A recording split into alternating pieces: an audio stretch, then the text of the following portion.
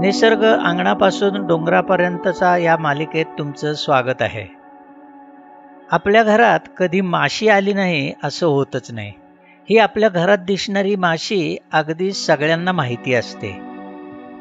पण जगभरात निसर्गात माशांच्या हजारो जाती आणि प्रकार आहेत.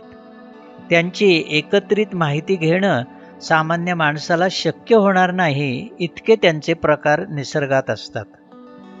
उदाहरण म्हणून त्यातल्या ह्या काही.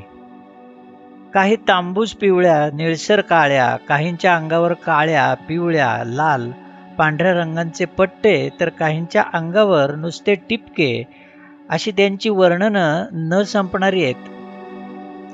पण आपल्या घरातल्या वळचणीला, खिडक्यांच्या झडपांमागे, आडोशाच्या जागी, बाल्कनीच्या एखाद्या कोपऱ्यातून, घरांच्या छपरातून, खिडक्यांच्या टोकांना, पडक्या वापरत नसलेल्या